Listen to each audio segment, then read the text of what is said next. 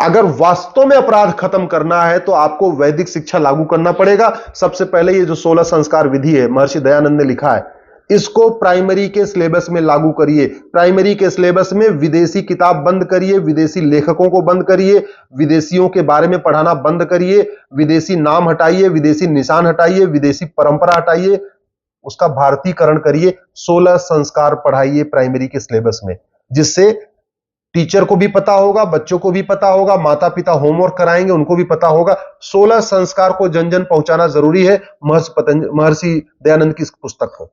दूसरा, अगर आपको अपराध खत्म करना है, महर्षि दयानंद सरस्वती ने यथा सत्यार्थ प्रकाश लिखा है, इसको प्राइमरी के सिलेबस में डालिए। सत्यार्थ प्रकाश पढ़ेगा बच्चा, उसका दिमाग ठीक होगा, मन शांत होगा।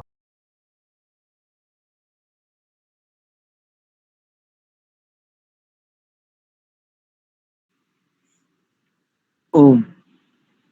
आप सभी को सादर प्रणाम। आइए अपनी कक्षा को आरंभ करते हैं। परमपिता परमात्मा की महती अनुकंपा से हम सभी को एक उत्तम ग्रंथ पढ़ने का सौभाग्य प्राप्त हो रहा है। भावना।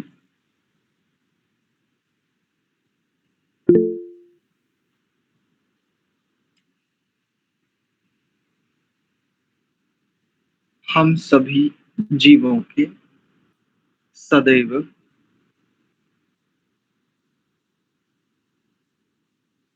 केवल मात्र उन्नति ही चाहने वाले परम हितैषी, परम सखा, परम कल्याणकारक परमात्मा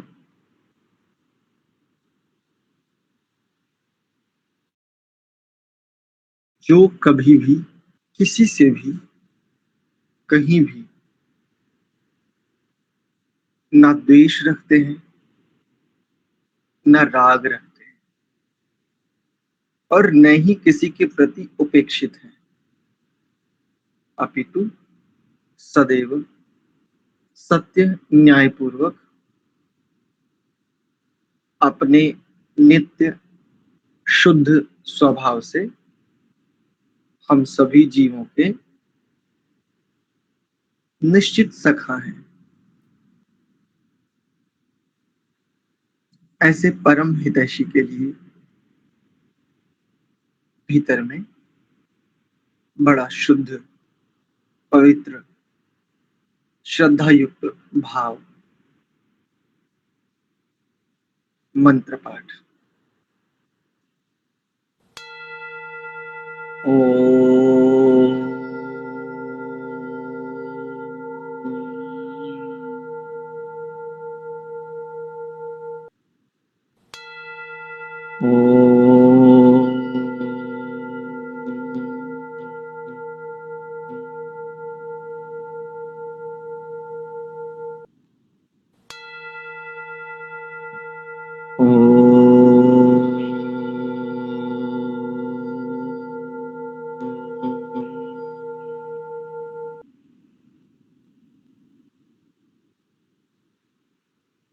ओम सहनाववतु सहनौ भुनक्तु सह वीर्यं करवावहै तेजस्विनावधीतमस्तु मा विद्विषावहै। ओम शांति शांति शांति।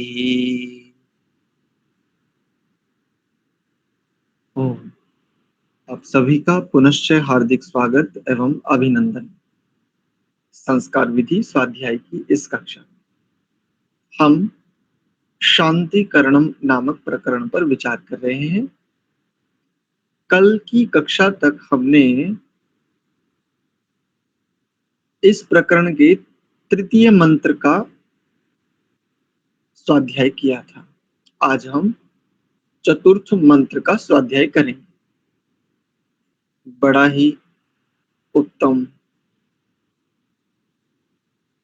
बहुत ही अर्थपूर्ण मंत्र है। आज वाला भी। देखिए, एक एक शब्द को देख लेते हैं। 2 शब्द ऐसे हैं जिनमें त्रुटि होने की अधिक संभावना है इस पूरे मंत्र। हम पूरे मंत्र को देख लेते हैं उच्चारण की दृष्टि से, कैसे इसका उच्चारण करना चाहिए। शन्नो अग्निर, अग्निर ज्योति रनी को, या तो ऐसा कर लीजिए, अथवा ज्योतिर ज्योतिर नी को, ऐसा कर लीजिए। अस्तु शन्नो मित्रा वरुणा वश्विना, वश्विना शम शन्न। एक तो ये भी कर सकते हैं विसर्ग का उच्चारण जैसा कि करते हैं अर्ध का शन्न, ये भी कर सकते हैं, अथवा संहिता की दृष्टि से शन्न सुकृतान, शन्न सुकृतान, सुकृतानि, सुक्रु नहीं करेंगे, है ना। हमारी रवि जी और कई सारे सदस्य हैं ना जो गुजराती और इधर के क्षेत्र से, सुकृताम नहीं करेंगे, सुकृतान, सुकृतानि संतु शन्न इशिरो अभि वातु वातः। एक बार संहिता की दृष्टि से उच्चारण देख लीजिए, फिर आगे बढ़ते हैं। देखिए कैसे इसका उच्चारण करेंगे। ओम शन्नो अग्निर्ज्योतिरनीको अस्तु शन्नो मित्रा वरुणा वश्विनाशम शन्नः सुकृतान् सुकृतानि सन्तु शन्न इशिरो अभिवातु वातः। ये इसका संहिता की दृष्टि से शुद्ध उच्चारण है। चलिए आप लोगों से सुन लेते हैं, शीघ्रता से सुनाते हुए चलेंगे, ठीक है। तो सबसे पहले आदर्श माता जी से सुन लेते हैं आज। ओम ओम शन्नो अग्निर्ज्योतिर्नीको अस्तु शन्नो मित्रा वरुणा वश्विनाशम शन्नः सुकृतान् सुकृतानि सन्तु शन्न इशरो अभिवातु वातः। बहुत सुंदर, बहुत बढ़िया उच्चारण, ठीक है। इनके बाद सविता चौधरी जी से सुन लेते हैं। ओम शन्नो अग्निर्ज्योतिर्नीको सॉरी दोबारा से ओम शन्नो अग्निर्ज्योतिर्नीको अस्तु शन्नो मित्रा वरुणा वश्विना सम शन्नः सुकृतां सुकृतानि सन्तु शन्न इशिरो अभिवातु वातः।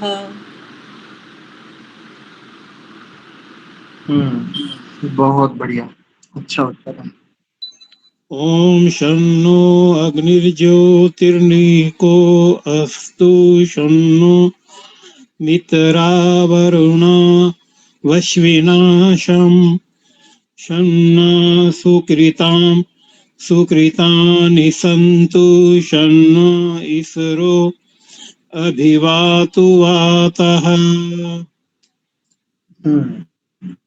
बढ़िया, अच्छा उच्चारण, ठीक है।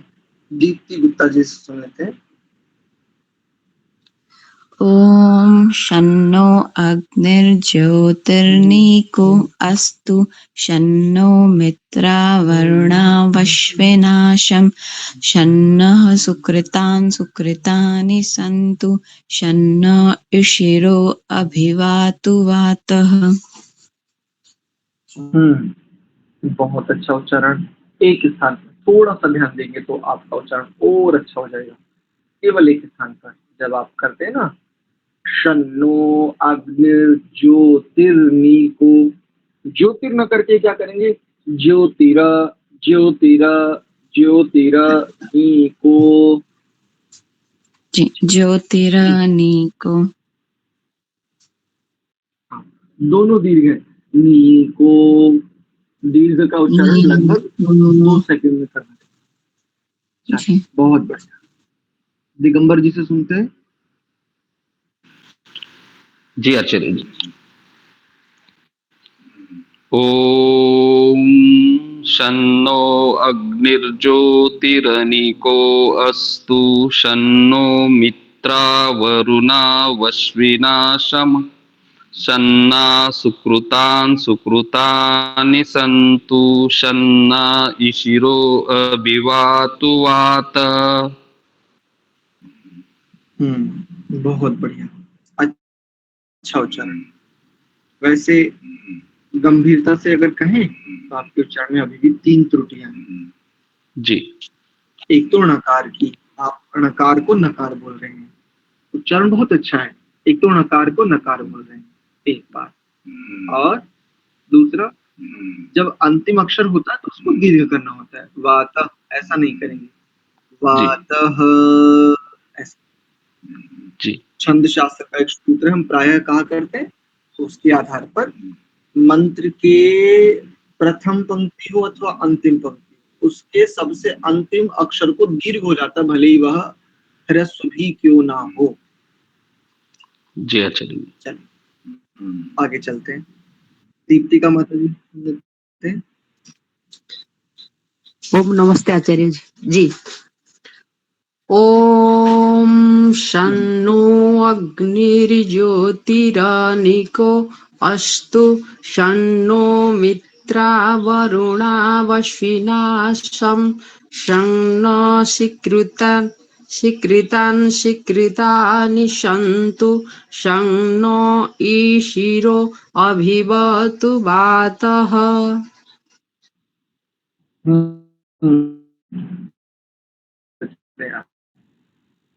दूसरी पंक्ति के तीसरे और चौथे शब्द को फिर से बोलिए माता जी एक बार।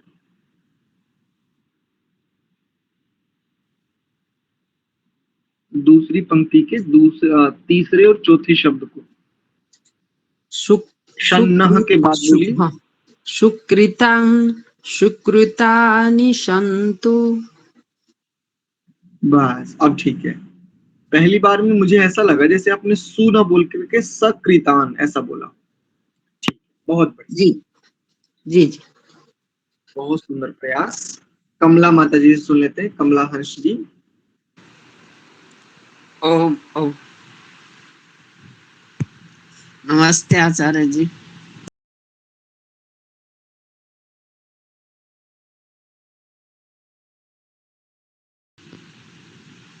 ओम शन्नो अग्निर्ज्योतिरनिको अस्तु शन्नो मित्रा वरुणा वश्विना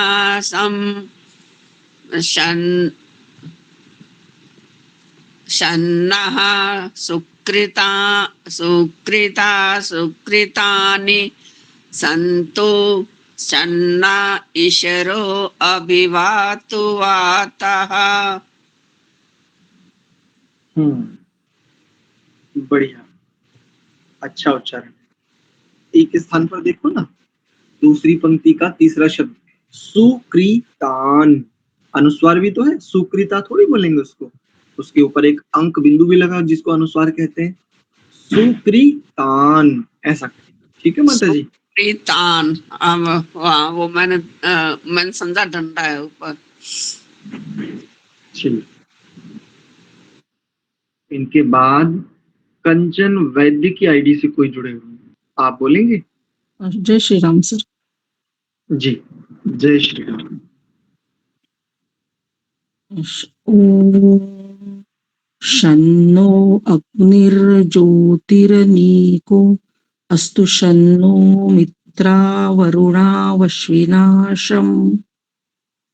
शन्नः सुकृतानि सन्तु शन्नः ईशिरो अभिवातु वातः।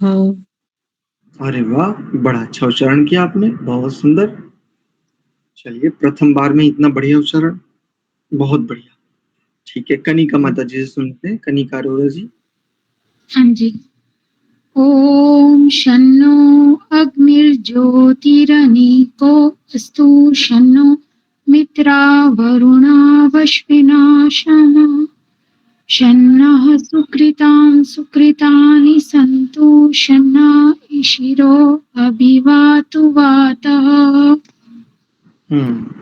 बहुत अच्छा, बहुत बढ़िया प्रयास। एक शब्द बोलिए एक बार, प्रथम पंक्ति का अंतिम शब्द बोलिए तो फिर से। शम।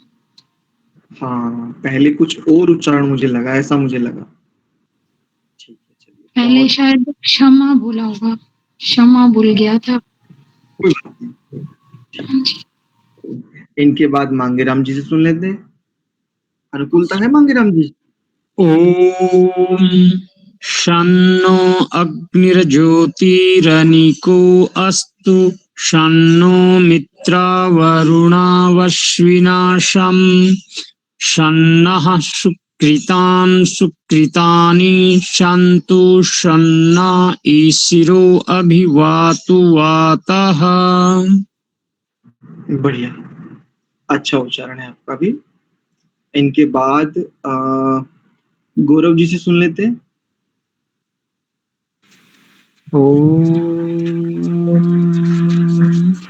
शन्नो अग्निर्ज्योतिरनीको अस्तु शन्नो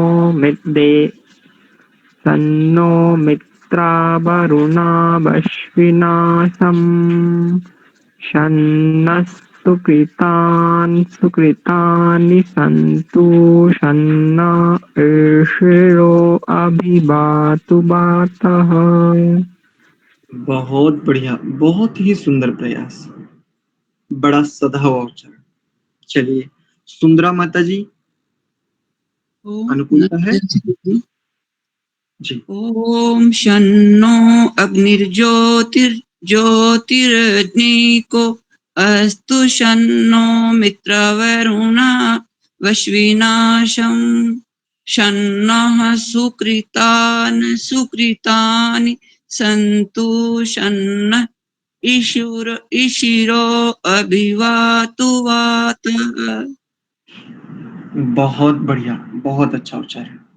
इनके बाद विजया शर्मा जी हैं। विजया शर्मा जी। हाँ जी बेटे, नमस्ते। नमस्ते माता जी, बोलिए। ओम शन्नो अग्निर्ज्योतिर्निको अस्तु शन्नो मित्रावरुणा वश्विना शम शन्नः सुकृतानि सन्तु शन्नः ईशिरो अभिवातु वातः। बहुत बढ़िया। एसपी सिंह जी से सुन लेते हैं। ॐ शन्नो अग्निर्ज्योतिरनीको अस्तु शन्नो मित्रावरुणा वश्विनाशं शन्नः सुकृतानि सन्तु शन्न ईशिरो अभिवातु वातः। बहुत बढ़िया, बहुत सुंदर उच्चारण। अनुपमा जी से सुन लेते हैं। ॐ शन्नो अग्निर्ज्योतिरनीको अस्तु शन्नो मित्रावरुणा वश्विनाशं शन्नः सुकृतानि सन्तु शन्ना ईशिरो अभिवातु वातः। हाँ, जब आप अभिवातु वाता ऐसा करते हैं ना, तो इससे पहले शन्ना ऐसा करेंगे।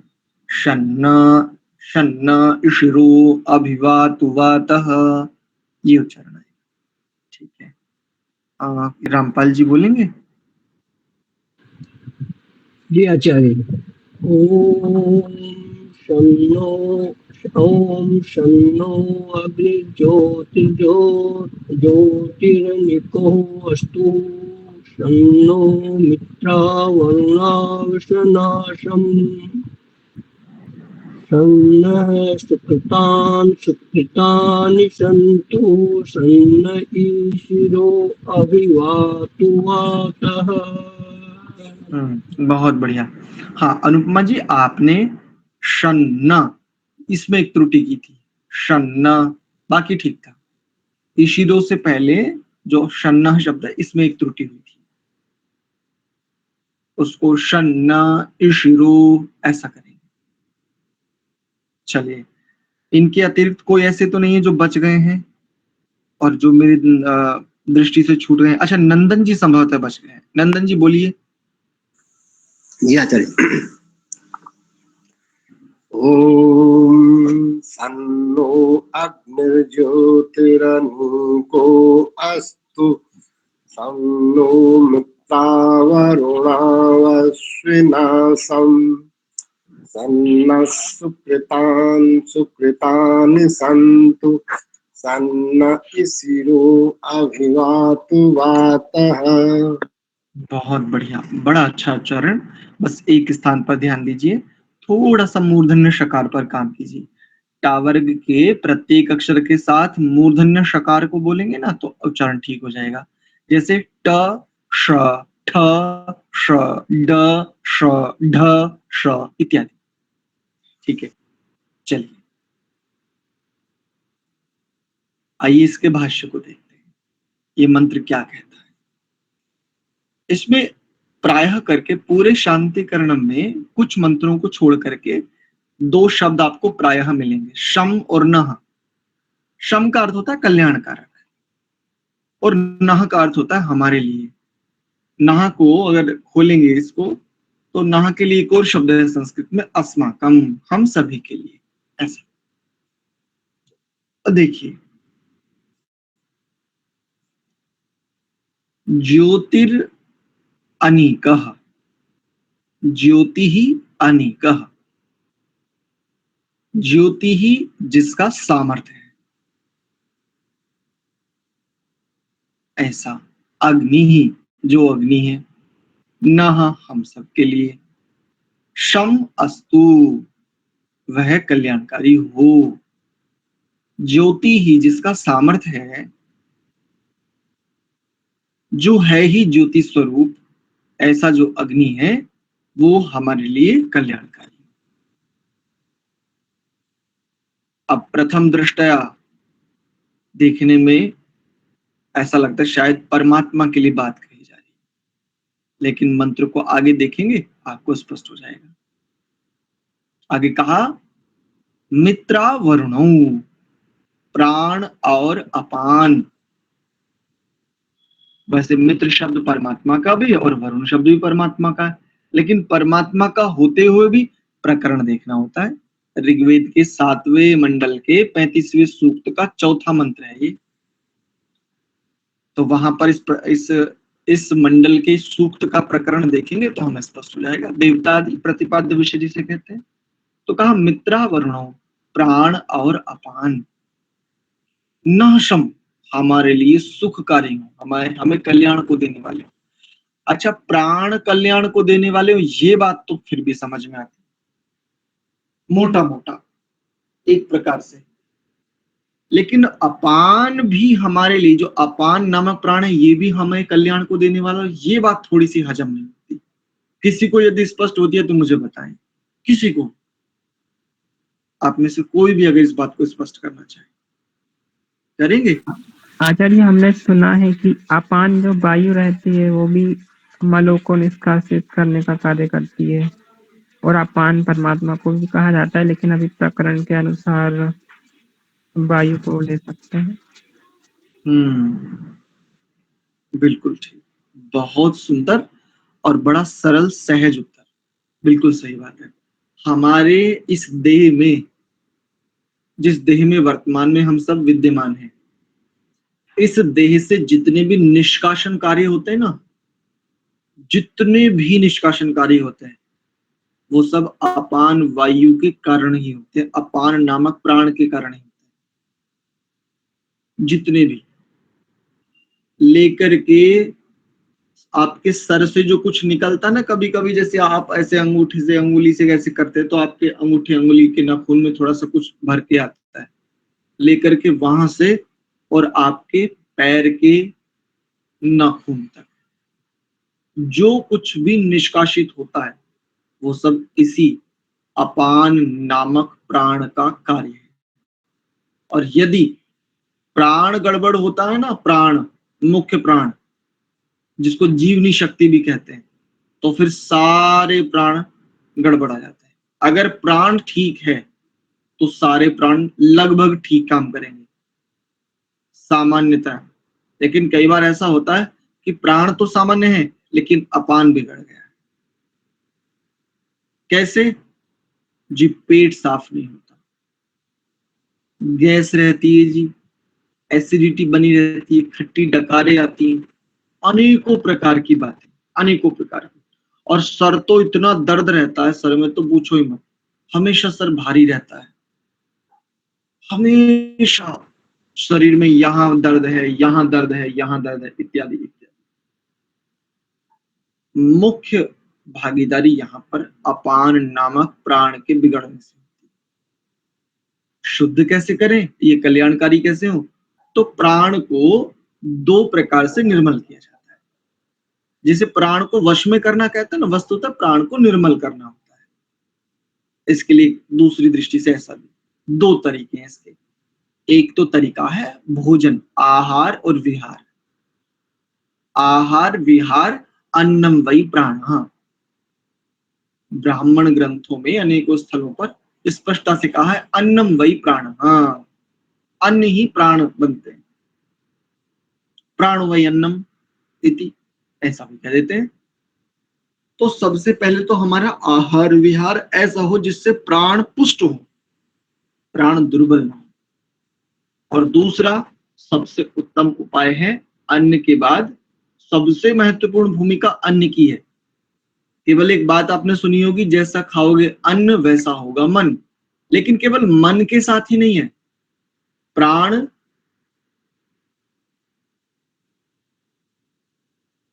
स्वयं को और अन्य सभी प्राणों को बहुत अच्छे से भूमिका निभाते हैं, बहुत अच्छे प्रकार से।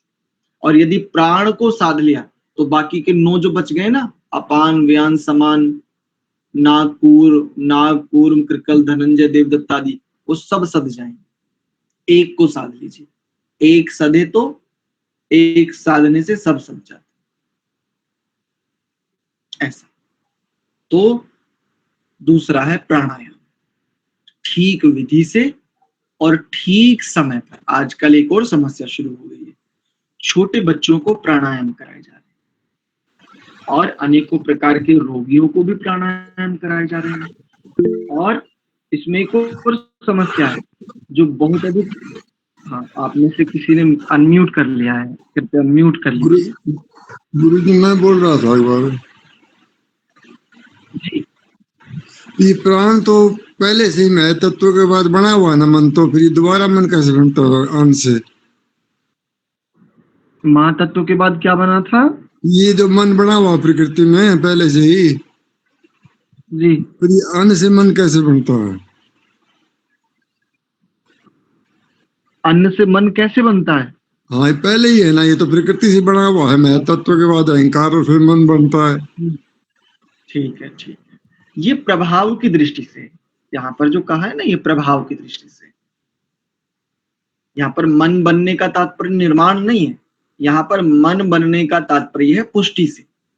जैसे शरीर हमें प्राप्त होता है ना बचपन, जब ये प्रकट होता है तो बहुत छोटा सा होता है, लेकिन इसकी पुष्टि के लिए अन्न, जल, दूध, फल, मिष्ठ आदि का हमें सहयोग लेना होता है ना, तभी तो ये पुष्ट होता है।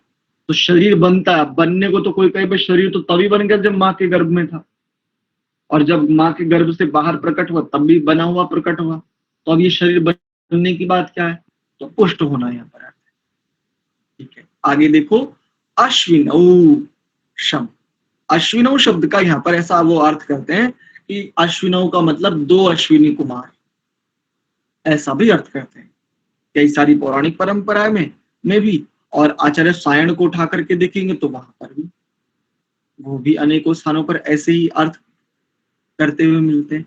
लेकिन अश्विनों यहाँ पर जैसे मित्रा और वरुणा शब्द प्राण और अपान के लिए है मुख्य रूप से, ऐसे यहाँ पर अश्विनों शब्द सूर्य और चंद्रमा के लिए।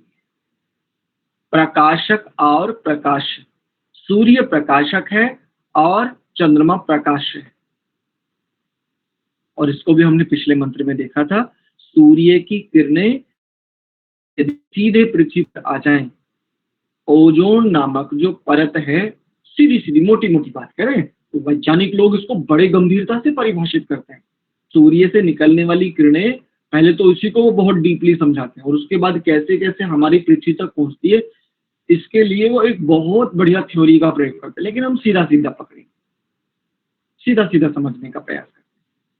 सूर्य से जो किरणें हमारी इस पृथ्वी पर पहुंचती हैं, जिससे अन्न फल फूल कंदमूल हमें जीवन प्राण भी पुष्ट होते हैं, सूर्य की जो किरणें हैं उससे प्राण भी पुष्ट होते हैं। जहां पर किरणें जितनी अच्छी स्थिति में पहुंचती हैं, वहां का प्राणी उतना ही प्राणों के स्तर पर बलिष्ठ होता है।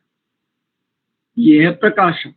और चंद्र के लिए कहा प्रकाश, जो सूर्य के प्रकाश से प्रकाशित होते हुए औषधियों में औषधीय गुणों, वनस्पतियों में औषधीय गुणों को भर देती है, जो इनमें शीतलता प्रदान करता है, ऐसा कहें।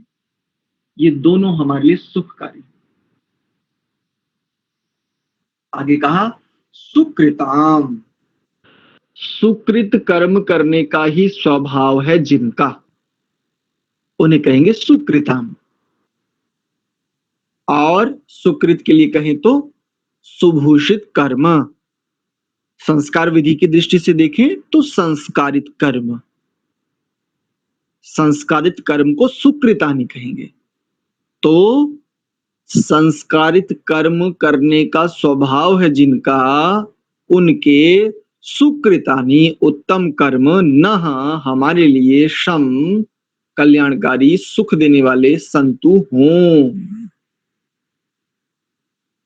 अब कई बार ये लगता है कि नहीं वो तो बड़े परोपकारी हैं, वो तो बहुत अच्छे काम करते हैं, वो तो लोगों की भलाई के लिए ऐसा करते हैं, उन्होंने लोगों की भलाई के लिए ऐसा किया है,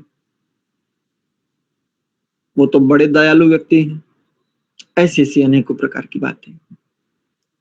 ऐसे लोगों के द्वारा जो सुकृत किए जा रहे हैं वो कल्याण को देने वाले हैं। जैसे जैसे वर्तमान में इस समय जो एक उदाहरण उपस्थित हो रहा है उससे समझने का यत्न करेंगे। जैसे इस समय में भारत के प्रधानमंत्री हैं मोदी जी। मोदी जी का एक सुकृत समझो, क्या असहाय निस्सहाय लोगों तक भी भोजन निशुल्क उनको मिले, बिल्कुल निशुल्क भोजन मिले।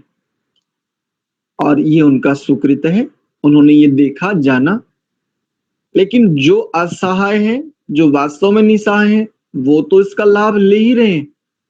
जिनके यहाँ अच्छी स्थिति है वो भी प्रतिमाह राशन लेने पहुंच जाते हैं। प्रतिमाह जो बहुत अच्छी संपन्न स्थिति वाले हैं, ऐसा। अब ये जो सुकृत करने का स्वभाव है जिनका, उनके द्वारा जो सुकृत किया जा रहा है, ये वास्तव में होना तो चाहिए सुख बढ़ाने वाला, लेकिन ये दुख बढ़ाने वाला भी हो जाता है। कैसे? तो जब व्यक्ति सामर्थ्यशाली होते हुए भी लोभ वृत्ति से ग्रस्त हो जाता है, तो एक लोभ आता है, छिद्र एक बनता है, लेकिन इसके साथ साथ फिर अनेकों छिद्र बनते जाते हैं। लोभ आएगा, उसके बाद अकर्मण्यता आ जाएगी, लोभ वृत्ति बढ़ती जाएगी बढ़ती जाएगी, कभी भी थोड़ा सा व्यवधान उपस्थित होने पर क्रोध भी आ जाएगा, और वो जुड़ाव इतना गहरा होता चला जाएगा कि वहां पर राग, इसके साथ साथ अकर्मण्यता, आलस्य, प्रमाद, वो बहुत सारी चीजें आती चली जाएंगी। तो सुकृत उनके लिए होते हैं जो जिनके जो उसके पात्र हैं, जो सुकृत से लाभान्वित होने की योग्यता रखते हैं। जिनको परमात्मा की कृपा के साथ स्वयं के पुरुषार्थ से जिनको जीवन के सभी अनुकूल साधन सहजता से उपलब्ध हैं, उनको ऐसे सुकृतों से लाभ लेने की आवश्यकता नहीं है, लेना भी नहीं चाहिए। अच्छा, एक और बात साझा करते हैं। कई लोग अनेकों अलग अलग समयों में कुछ शरबत बना करके बांटते हैं, कुछ लोग भोजन यानी भंडारा जैसा करवाते हैं, और इस भंडारे में सब लोग खाते हैं प्राय करके, गृहस्थी लोग भी खाते हैं। नहीं खाना चाहिए, बिल्कुल नहीं खाना चाहिए। उसने तो, करने वाले ने तो सुकृत किया है, लेकिन आप अपने सुकृतों को क्यों बलिदान करना चाहते हो, क्यों उनकी बलि चढ़ाना चाहते हो? गृहस्थी को और सामर्थ्यशाली को कभी नहीं खाना चाहिए इस प्रकार से। यदि कोई बहुत समीपस्थ निकटस्थ है तो प्रतीक रूप में छोटा सा कण ले सकते हैं, केवल मान सम्मान जिसे कहते हैं उसकी दृष्टि से। अन्यथा ऐसे स्थानों पर भोजन नहीं करना चाहिए। ऐसे स्थानों पर तो अपितु सहयोग जाना चाहिए। जो गृहस्थी है और सामर्थ्यशाली, जो गृहस्थ सामर्थ्यशाली नहीं है, बेचारे फुटपाथ पर सोते हैं, ऐसे लोगों के लिए बात नहीं कह रहा हूं। और इसके अतिरिक्त जो वृद्ध हैं, असहाय हैं, जिनका कोई आश्रय नहीं है, अथवा दूसरा जो ब्रह्मचारी हैं उस रूप में, और जो कोई भी जिनके पास कोई भी साधन में समस्या आ गई, कोई विकार आ गया, रोगी है, पतित है, चांडाल है, या शरीर के स्तर पर कोई व्याधि ने घेर लिया है लंबे समय से, ऐसे लोगों के लिए इस प्रकार के सुकृतों से लाभ लेना ठीक है। तो यहाँ पर ये बड़ी गहरी बात कही, सुकृताम सुकृतानि न शम संतु। उत्तम कर्म करने वालों के जो सुकृतानि उत्तम कर्म है, वो सब हमारे लिए कल्याण को देने वाले। और अंत में क्या बात कही, ईशिरः वातः, ईशिरः वातः, क्षमा चाहे ह्रस्व इकार है, ईशिरः वातः, जो गतिशील है, बहना ही स्वभाव है जिसका, ऐसा वायु न हमारे लिए, हम सबके लिए शम कल्याण को देने वाला, अभिवातु चहुं ओर से बहा लाए। बहना ही स्वभाव है जिसका, जो स्वयं गमन करता है और अन्यों को भी गमन कराता है। अन्यों को किनको? प्राणों को जीवन को और अन्य बहुत सारी व्यवस्थाओं को। ऐसा जो वाता वायु है वो क्या हो, हमारे लिए चहुं ओर से अच्छे प्रकार से कल्याण को बहा लाए, अकल्याण को ना ले आए। जैसे पिछले दिनों ऐसे बहुत सारे वीडियो सामने आए, सऊदी अरब में स्ट्रॉम आया था, और अभी पिछले दिनों अभी आया है वायनाड में, वहां पर भूस्खलन हुआ है। ऐसी बहुत सारी स्थितियां हैं। तो वायु भी बहना जिसका स्वभाव है वो अकल्याण को भी ले आता है। यानी वायु बहे तो ऐसी स्थिति से बहे ताकि हमारे लिए कल्याणकारी हो। जब हम प्रति समय प्रतिदिन वृक्षों को काटते जाते हैं और पहाड़ों को काटते जाते हैं, तब केवल भूस्खलन ही नहीं आता, वायु भी प्रचंड वेग से बहता है फिर। और प्रचंड वेग से बहने वाला वायु जीवनदायी तो नहीं होता, सुख कारक तो नहीं होता, निश्चित बात है जनजीवन को विध्वंस करने वाला होता है। तो हम वृक्षों की, पर्वत श्रृंखलाओं की रक्षा करें, उनसे यथायोग्य उपकार लेना, ये ठीक है। लेकिन जिस तीव्रता से आज तो लगभग पूरी धरती को वृक्षों से विहीन कर दिया गया, आज अनेकों जंतुओं को, पिछले दिनों एक ऐसा चित्र सामने आया जिसको देख करके बड़ा कष्ट हुआ। जो परमात्मा के द्वारा बनाया गया हाथी, उस हाथी को केवल एक दांत के लिए मार दिया जाता है। एक हाथी दांत के लिए मात्र पूरे हाथी की हत्या कर दी जाती है, जो प्रत्यक्ष उपस्थित है। और उस हाथी के दांत को तोड़ करके, काट करके, उससे छोटे छोटे हाथी की आकृति बना करके, और उसको लोग बड़े अच्छे से अपने घर में सजाते हैं। हाथी दांत की माला बहुत ऊंचे मूल्यों पर बिकती है। ऐसा बहुत कुछ देखने में आता है। बस हमने इस बात को समझना है कि वायु भी हमारे लिए जीवनदायिनी हो, जीवनदायक। वायु के साथ एक प्रकरण और जोड़ देता हूं। पिछले ऊपर वाले मंत्र में भी कहा था कि पर्वत श्रृंखलाएं हमारे लिए कल्याण को देने वाली, इसलिए पर्वत शब्द को जोड़ा। और वायु के साथ एक और शब्द जोड़ता हूं, वायु को उल्टा करते तो एक शब्द बनता है युवा। युवा में और वायु में कोई अंतर नहीं। जब युवा संस्कारित गति से गमन करता है ना, परिवार के लिए, स्वयं के लिए और समाज के लिए, जीवनदायक होता है, पथ प्रदर्शक होता है, बल होता है पूरे समाज का। लेकिन जैसे ही विकराल प्रचंड रूप को धारण करता है ना, बस चहु और विध्वंस, स्वयं के साथ भी, परिवार के साथ भी और समाज के साथ भी। नाम नहीं बताऊंगा, लेकिन एक संक्षेप में एक बात आपके साथ अवश्य साझा करूंगा। एक बच्चा है और ये है कहां से है वो बालक? कानपुर के आसपास कोई क्षेत्र है, वहां से। हाँ,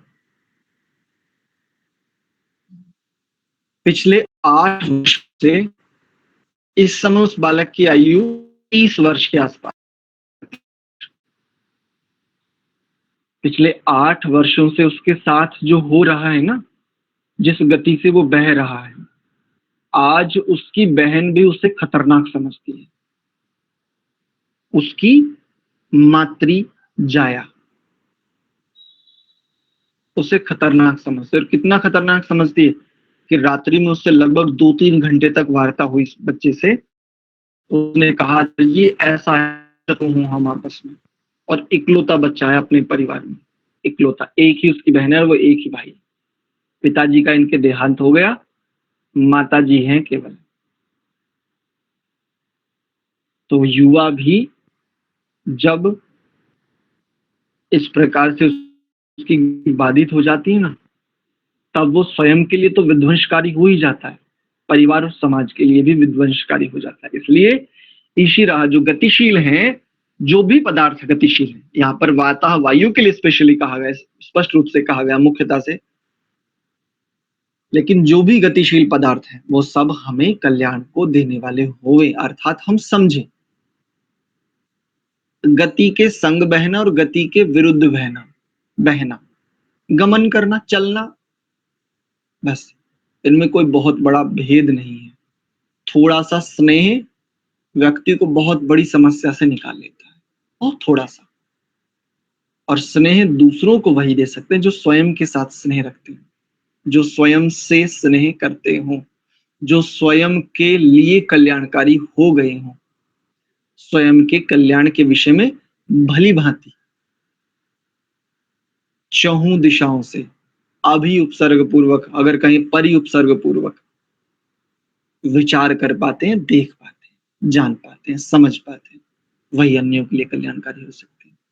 तो भावार्थ के रूप में देखते हैं, हे प्रभु आपकी कृपा से प्रकाश ही जिनका बल है, जिनका सामर्थ्य है, ऐसा पार्थिव कौन कौन है? अग्नि, प्राण, अपान, सूर्य, चंद्रमा, उत्तम कर्म करने वालों के उत्तम आचरण हमारे लिए सुखकारी हों, और गतिशील वायु हमारे लिए चहुं ओर से सुख को बहा लाए। ये इसका भावार्थ है। ठीक है, आशा करता हूं हम सभी को कुछ स्पष्टता आई होगी। यदि किन्हीं का कोई प्रश्न है इससे संबंधित तो आप पूछ सकते हैं।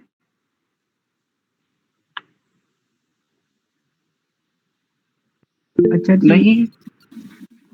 हाँ, सुकृताम वाला समझा दीजिए थोड़ा। सुकृताम उत्तम कर्म करने वालों के, उत्तम कर्म करना ही स्वभाव है जिनका, परोपकार करना स्वभाव है का। मैंने कहा सुकृत कर्म करने वालों के, अच्छे कर्म करने वालों के। जो सहयोग करना ही स्वभाव है जिनका, परोपकार ही स्वभाव बन गया है जिनका, ऐसे लोगों का, सुकृत ही अब जिनका स्वभाव बन गया है, जिनके कर्म सुकृत ही होते हैं, ऐसे लोगों का, ऐसे लोगों के द्वारा जो किए जा रहे कर्म है, सुकृताम है ना यहाँ पर जी तो सुकृताम यहाँ पर उनके लिए, और सुकृतानि कर्मों के लिए, बहुत प्रकार के सुकृत कर्म बहुवचन में ऐसे लेंगे। ठीक है बेटा? जी जी आ जाएगा जी। ठीक है। रवि जी ने भी हैंड रेज किया था, कोई प्रश्न है रवि जी? जी आचार्य जी, ये उच्चारण से संबंधित है। एक एक तो क्रीड़ा, क्रीड़ा का क्री है, और एक ठीक है, ये दो रूप अलग है ना, इसका ये भेद नहीं रहता है क्या?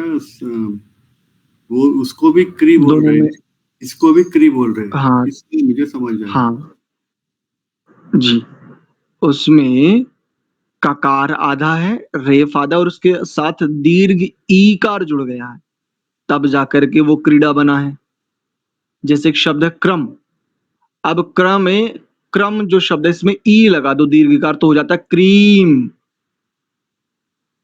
ठीक है, क्रम शब्द है, अगर उसमें देखें तो क्र यानी ककार रेफ और रेफ के साथ आकार होता है तो क्रम ऐसा हो जाता है, लेकिन ककार रेफ के साथ ईकार लगा देते तो क्रीम हो जाता है।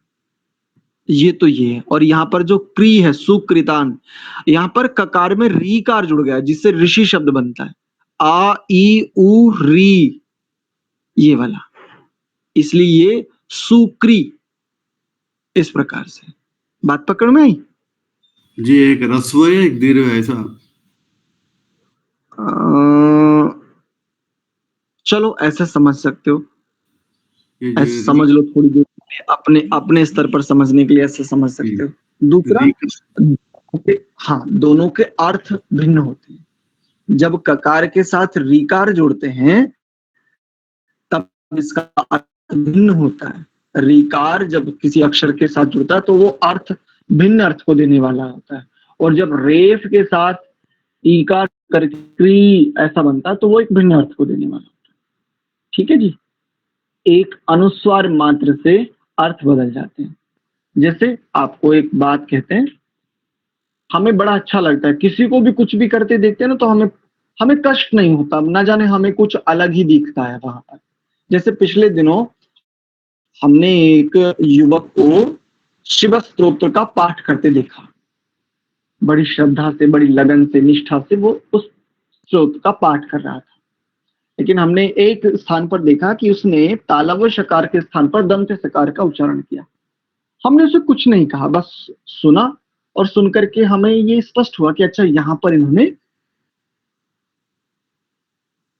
तालव्य शकार के स्थान पर दंत सकार। हमें हमारे गुरुजी ने पढ़ाया था जब हम प्रथम संस्कृत ही सीख रहे थे, तो उन्होंने एक बार ये बात बताई थी कि देखो, अक्षर का अशुद्ध उच्चारण करने से अर्थ बदल जाता है, एक अक्षर बदलने से, अर्ध अक्षर बदलने से। तो अब हमारी तो जिज्ञासा बढ़ गई कि भाई ऐसा कैसे? तो उन्होंने कहा एक शब्द है शंकर, शंकर में कौन सा शकार है? मैंने कहा जी बोले शांति वाले शाह को क्या बोलते हैं? मैंने कहा जी शांति वाला शाह बोलते हैं। फिर पूछा इसका नाम क्या है? मैंने कहा जी शांति वाला शाह बोलते हैं जी हम तो। बोले नहीं, इसका नाम है तालव्य शकार। तालव्य शकार क्योंकि तालु की सहायता से बोला जाता है। मैंने कहा जी ठीक है। और बोले शंकर में तालव्य शकार होता है तब इसका अर्थ होता है कल्याण देने वाला या कल्याणकारी, कल्याणकारक। और इस तालव्य शकार के स्थान पर यदि दंत सकार लगा दे तो हो जाता है संकर। और इस संकर शब्द का अर्थ जानते हो क्या होता है? जी नहीं। बोले मिलावटी। अब मानो कोई शंकर, भगवान शंकर से प्रार्थना करे, हे शंकर अवतुमाम, कि हे कल्याणकारक आप मेरी रक्षा कीजिए, ऐसा। और इसके स्थान पर वो दंत सकार का उच्चारण करे, कहे हे शंकर अवतुमाम, आप इसको हाथ से कहा हाथ से, उन्होंने एक बढ़िया समाधान हमें दिया। तो हमारे यहाँ तो अनुस्वार का भी बड़ा महत्व है। अनुस्वार के भी कई सारे भेद हमें देखने को मिलते हैं। अनुस्वार मिलता है, उसका दीर्घ भेद देखने को मिलता है, ग्वांग भेद में देखने को मिलता है, और अलग अलग स्थानों पर अलग अलग अनुस्वार से एक विशेष अर्थ बोध भी होता है। लेकिन ये सूक्ष्म थोड़ा सा और गंभीर विज्ञान है, गंभीर विद्या है। इसको व्याकरण को और जो अन्य ग्रंथों के अच्छे ज्ञाता है वो इसको अच्छे प्रकार से स्पष्ट कर पाते हैं। ठीक है, चलिए आज का विषय इतना ही रखते हैं। धन्यवाद। बहुत सारा जी, कोई बात नहीं। परमात्मा के लिए कि जो हमारे लिए सदैव सुकृति ही करने वाले हैं।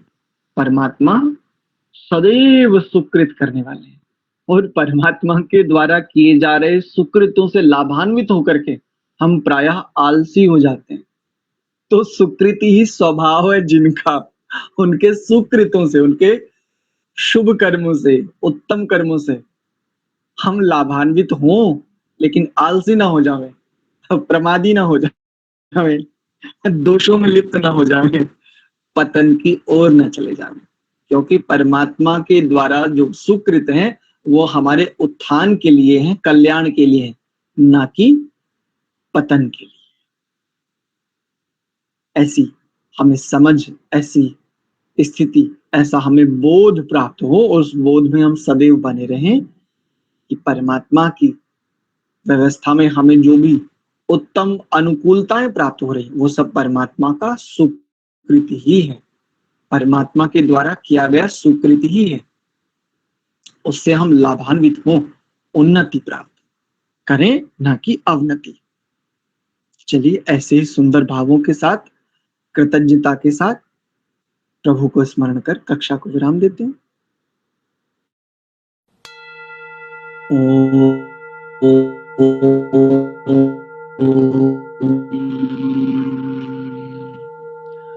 शांति शांति शांति ही।